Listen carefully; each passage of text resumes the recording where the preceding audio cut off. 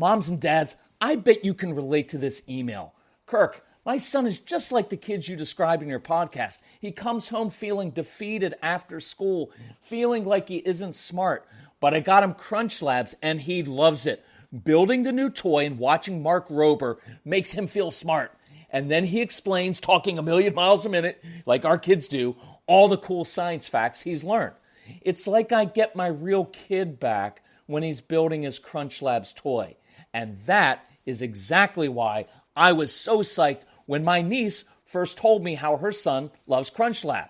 Confession, this is the one sponsor I wanted more than any other because it's such a perfect fit for our kids. So go to crunchlabs.com/calm and you'll see why. Crunch Labs is a STEM monthly subscription build box for kids. Your kids get a really fun toy in the mail every month. And what kid doesn't love that? And then they put it together by watching a step-by-step video from former NASA engineer Mark Rober, where he teaches all the cool physics that make the toy work. Mark's passion is helping kids think like engineers. And this helps your kids develop resilience and problem-solving skills while having a ton of fun. Get your kids something they will actually love, use, and look forward to getting all throughout the coming year. Build your child's confidence now. Visit crunchlabs.com/calm and get your kids Crunch Labs today.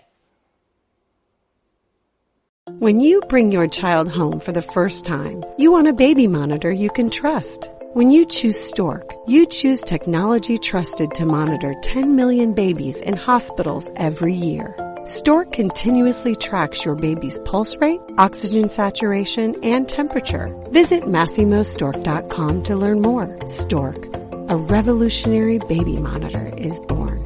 Stork is not a medical device. Read and understand all product labeling. Massimo data on file. Hey, hello everyone. This is Kirk Martin, founder of Celebrate Calm, and I wanted to do a short podcast for teachers because I know from being in literally hundreds of classrooms, it's a really frustrating job. If there's one thing I know, it's that teachers, parents, and students share one thing, and it's just frustration over unrealistic expectations from everyone in society, right? It's just really tough. So our goal is to give parents, teachers, and kids very, very practical tools for everyday situations. And so I can't do every situation in the classroom, but I wanted to take one example of, say, a student that you have that has behavior issues, maybe struggles with impulse control, doesn't get along well with the other kids. He struggles with following directions. You have to constantly remind him. And I get it because it's really draining. And I know that because my own son was like that, and I was like that. So what makes our program a little bit different is this. Look, there's a lot of science and research behind this, but I don't usually share that. I do a lot of training of teachers and professional development. We have a program called Brain Boosters. And when I do live presentations, I talk a little about the science and research, but my real focus is on the real practical application in the classroom. Because what I decided to do many, many years ago was to actually dedicate years of my life to going into actual classrooms. And I spent literally over 1,000 hours or more in real classrooms all across the country so we could see what's really going on and how can you really help. So let me give you an example that we use. In our curriculum, we call it the Tuesday morning approach, which means this. If we train teachers on a Monday afternoon, we want those teachers to walk into the classroom on Tuesday morning equipped with 15 or 20 really practical interventions that actually work in the classroom. So let me give you an idea of just one of those, okay? And if you like this, give me feedback, and I'll do a few more podcasts and address some different issues like anxiety and kids melting down and sensory issues. But let's take one of your common students, and we're just going to call him Jacob, and he struggles with all of these different things. So let's say it's recess time, right? But you know that Jacob struggles at recess because he doesn't really get along well with the other kids, right? Like he's got this thing called asynchronous development, which means he's out of sync. So intellectually, he's kind of advanced. He's very bright. not always intellectually motivated, but he's a really bright kid. So he can talk about all kinds of really fascinating things with adults, with the principal, with adults, with older kids. But with kids his own age, he kind of struggles to connect, right? And emotionally and socially, he's a couple years behind, and that's why he gets along better with little kids or even animals. But he struggles to get along with kids his own age, so recess is kind of hard. And then what you know is when he comes in from recess because it was stressful, then he's all out of sorts and his face is all red and sweaty and nasty and you can't get him on task. And so it takes like 10 minutes just to get him kind of settled down. So I want to give you kind of two ideas. And even if you can't use these specific ideas, I hope it triggers some thoughts. And in our approach, we talk a lot about tools. Instead of just giving kids consequences, because look, you know this is true. Most of these kids that we're talking about, they just don't respond to consequences. They don't work. And if they did work, you wouldn't be listening to this, right? They don't work at home or the classroom. Sending them to the principal's office doesn't work. We want to give kids tools to succeed. So here's an example. So I say to this kid, hey, Jacob, listen, I could really use your help with two things. And I say that because these kids, those words are magical. I could really use your help. These are kids who can be obstinate, defiant, very willful, very strong-willed kids. They can refuse to do work.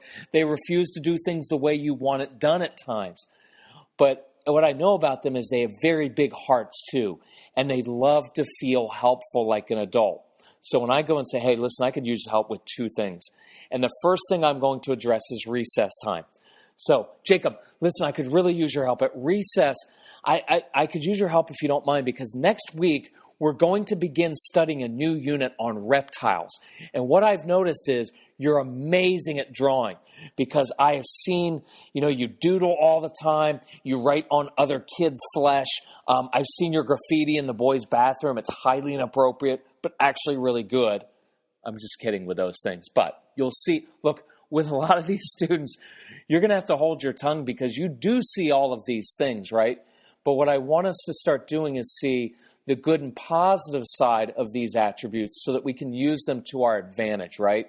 So all of those traits that irritate you, I guarantee you if you can find the flip side to them, they're the very traits you can use to actually help them be successful in class. So Jacob, listen, you're really good at drawing. And what I was going to do is bring some poster board outside. And Jimmy over here, he also loves drawing too. Could you guys do me a favor at recess? Could you guys draw some reptiles, just some different reptiles that you like, dinosaurs, whatever you like. And then next week, I will hang your posters up on the classroom walls so I could use that. It would actually help me teach next week. So watch what we're doing with this, right? So again, these are kids who don't always get along socially. They have trouble at recess because they don't play games well with other kids.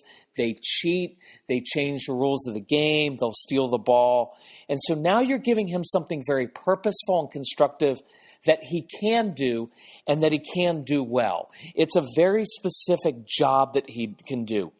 You're also showing off his gifts, right? You're taking advantage of the fact, yeah, I can rattle off 10 things that Jacob doesn't do well, but what I want to focus on now is he really is very creative and he's very good at drawing. So now I get to show that off to the class and I get to use that to help me.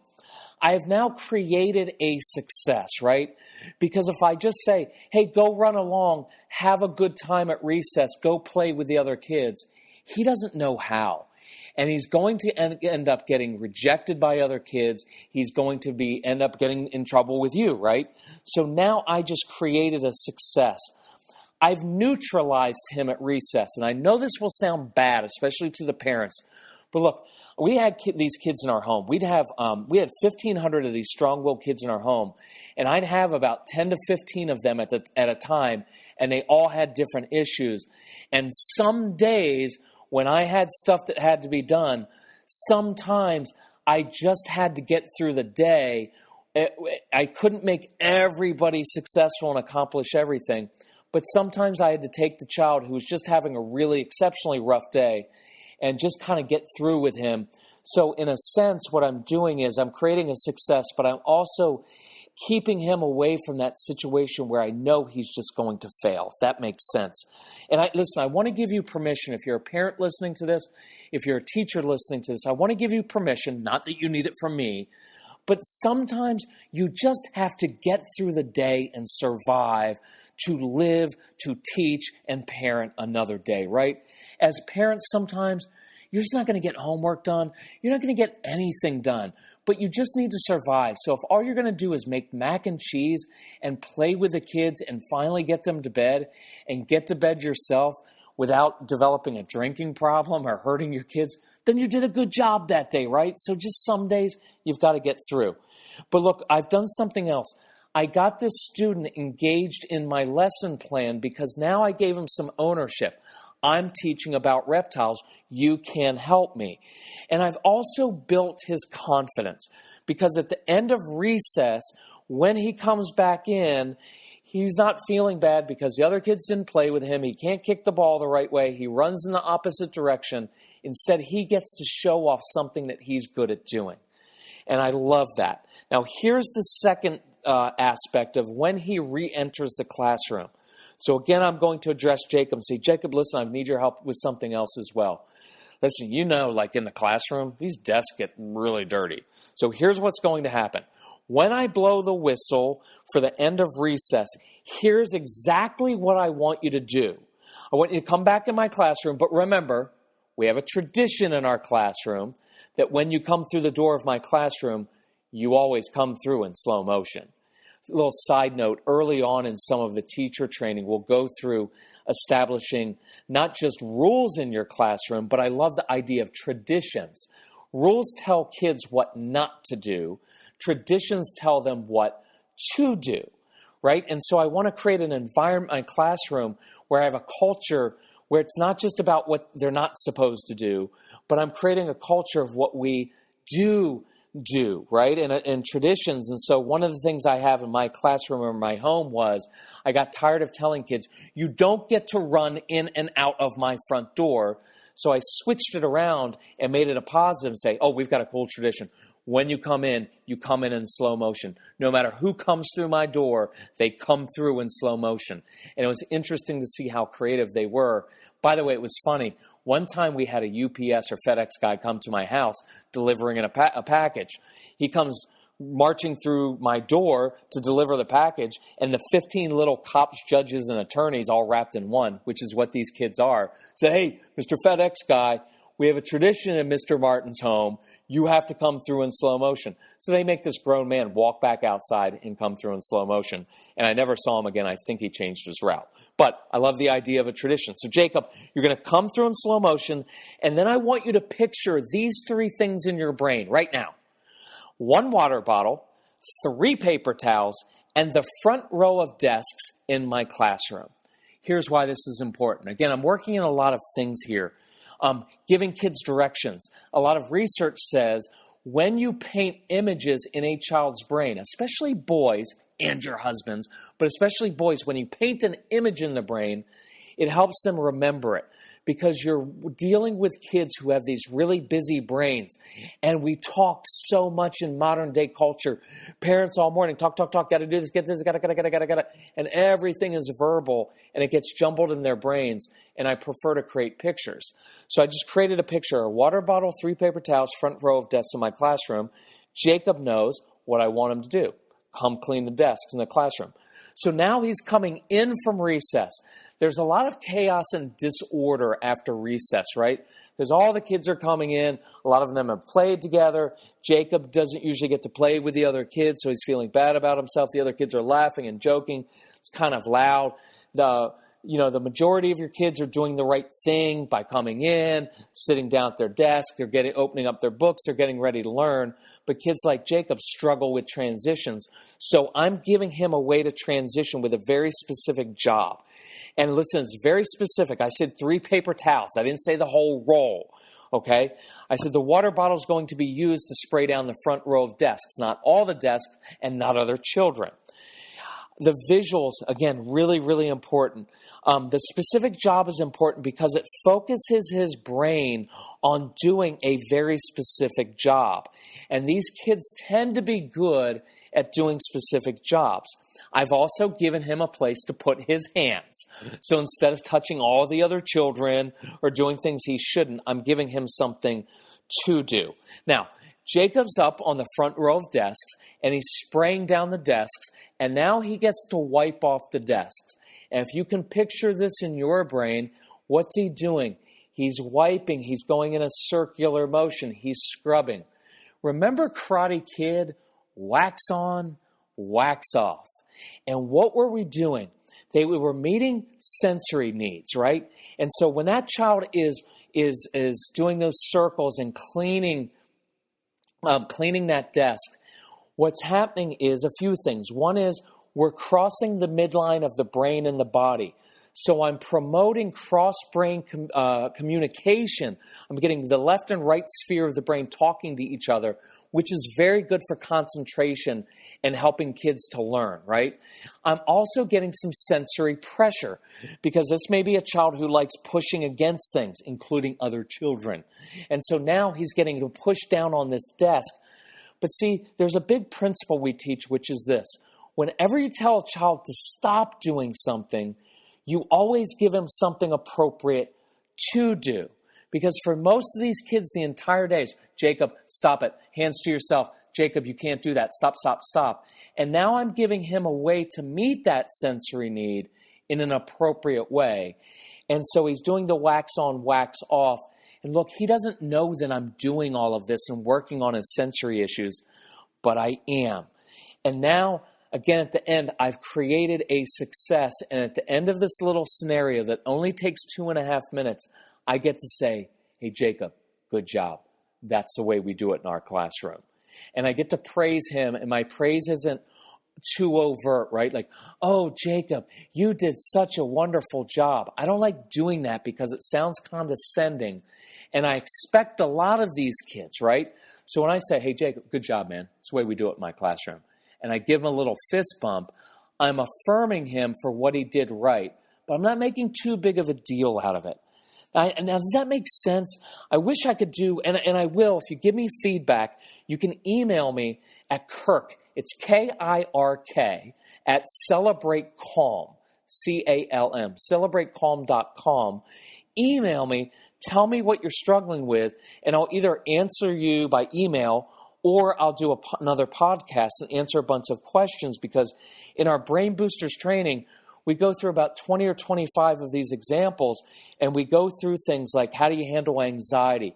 What do you do with a kid who hides under his desk, gets upset and throws things, right? How do you calm an upset child? How do you do some work in some weird ways, right? We've had great success with many kids during homework time, classwork time, or taking a test, letting them do their schoolwork while sitting underneath their desks. Sensory issues, getting kids using a sensory strip to improve concentration. We've got awesome ideas for that, so email me. The other thing that you can do as well is this. You can go to celebratecalm.com, and on there you'll see a place that says Book Kirk or free events. There's something on teacher training. If you want to go to celebratecalm.com/ADHD-brain-boosters, so the celebrate.com/ADHD-brain-boosters, you will see we have a whole program on this, and you can take advantage of that for your school. You can email me, email Emily at Celebrate Calm. You can call us at 888-506-1871. And we're glad to help you answer questions. If you want to schedule training at your school, just reach out to us and tell us what your school is. If you're a parent, tell us what your school is. I don't mean to, it's always hard to say this, but I'll just say it bluntly because I've been doing it for a long time. Teachers actually love our training. You know why? Because it's fun and it's practical. Because I've been to a lot of professional development, and it's usually all theory and it's boring. And the people are PhDs who've never been in an actual classroom. And so our training is really wonderful because we give teachers tools that make their jobs easier. We give teachers tools to do what their hearts want to do, which is teach and love these kids and help build the students' confidence. And we do something cool, which is on the same day we train teachers, we'll do a parent workshop, and my son will even conduct a school assembly to teach kids how to control their emotions and impulses. Anyway, it's cool stuff. There's another podcast that you can look at for teachers and parents, but it's one. It's called Discipline When Consequences Don't Work, and I go through a few classroom examples there as well. So, if we can help you, let us know. My two biggest heroes in life are teachers who changed my life when I was having a rough time as a kid. Mr. DeVita and Mr. Saxon believed in me so much they would send my writing assignments and essays back in reports and say, you can do better. And I didn't like them at the time, but you know what? They believed in me, and they're the reason that I'm actually a pretty good writer right now, and I do what I do. So if you're a teacher, thank you for what you do. If you're a parent, thank you for what you do.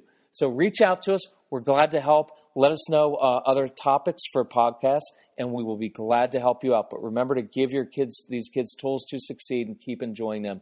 Thank you for what you do. Bye-bye.